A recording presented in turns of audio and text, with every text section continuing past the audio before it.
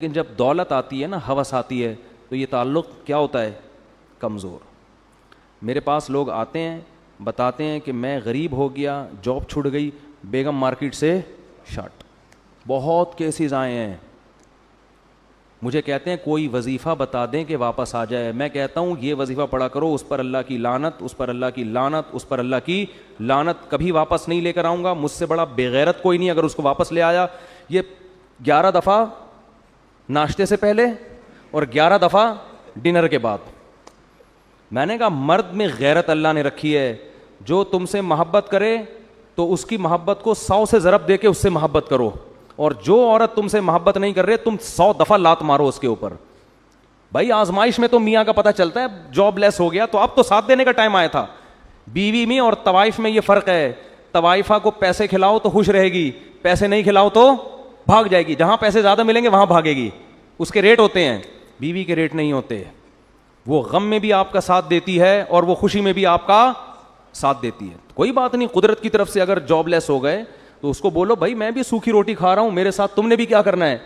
سوکھی روٹی کا. ہاں اپنی نالائقیوں سے اگر کم وقت پیسے نہیں کما رہا، پوستی قسم کا آدمی پڑا ہوا ہے، کچھ نہیں کر رہا، پھر تو اس کو میں خود بھاگنے کے مشورے دیتا ہوں. آپ بھی کہیں گے یار پتہ نہیں کس قسم کی باتیں کر رہے ہیں مفتی صاحب.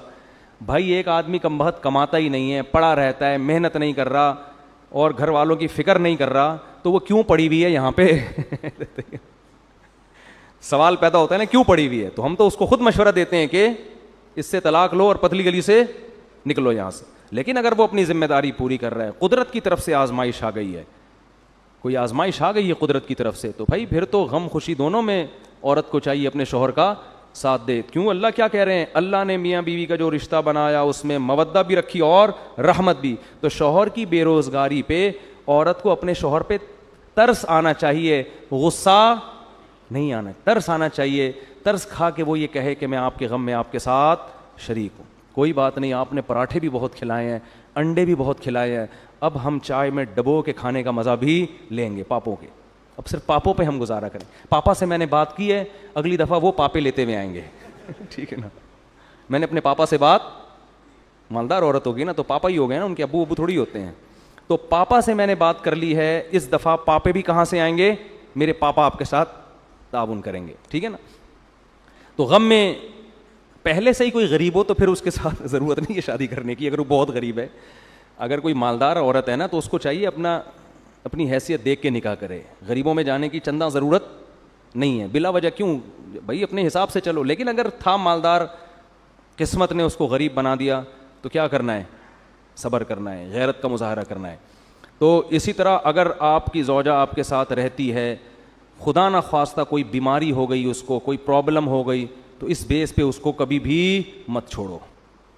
لوگ یہ کام بھی کرتے ہیں، کوئی فالج ہو گیا، کوئی اور مسئلہ ہو گیا، ابے جان چھڑاؤ اس مصیبت سے. او بھائی یہ تو میاں، اس کو اٹ از ناٹ کالڈ میاں، یہ بوائے فرینڈ ہوتا ہے. بوائے فرینڈ کی جب گرل فرینڈ ہوتی ہے، جس دن گرل فرینڈ کو لقوہ ہو جائے وہ گرل فرینڈ رہے گی؟ کیا ہو گیا بھائی؟ آپ کی کوئی گرل فرینڈ ہے، اللہ نہ کرے، بڑے مرتے ہو آسمان سے تارے، ایک دن اطلاع آئی کہ میرا تھوڑی سی سیٹنگ کیا ہو گئی ہے؟ آؤٹ ہو گئی ہے. لقوے میں ایسا ہی ہوتا ہے نا، اللہ بچا کے رکھے. تھوڑی سی سیٹنگ کیا ہوتی؟ آؤٹ. اب آپ 500 کے بیلنس ڈالنے کے لیے بھی تیار نہیں ہوگی. جو محبت کی بیس تھی وہی ختم ہو گئی، حسن و جمال. تو شادی کرتے ہوئے تو سب دیکھو لقوہ نہ ہو، فالج نہ ہو، یہ نہ ہو. جب ہو گئی پھر بھائی لقوہ ہو گیا تو آپ کی قسمت، فالج ہو گیا تو بولو. اگر غیرت کے ساتھ زندگی گزارنا چاہتے ہو، لوگ انگلیاں اٹھائیں کہ یہ بے غیرت آدمی ہے، معذرت کے ساتھ گالیاں والیاں رمضان میں بہت دے رہا ہوں، وہ معین اختر کی وجہ سے دے رہا ہوں میں گالیاں. تو لیکن لوگ کہیں کہ بھائی وفادار آدمی ہے. ٹھیک ہے نا، یہ زیادہ اچھا ہے نا. لوگ کیا کہیں؟ وفادار آدمی. تو اللہ کیا فرماتے ہیں؟ جعل بینکم مودۃ ورحمہ، اس نے تمہارے درمیان بے پناہ محبت اور رحمت، ایک دوسرے پہ رحم کا جذبہ رکھ دیا. یہ بھی تاکہ کیا ہے کہ یہ سکون اور اطمینان کے ساتھ زندگی گزاریں. تو فرمایا ان فی ذلک لآیات لقوم یتفکرون، جو غور و فکر سے کام لیتے ہیں ان کے لیے اس میں بہت بڑی بڑی نشانیاں ہیں. یہ بھی اللہ کے وجود کی دلیل.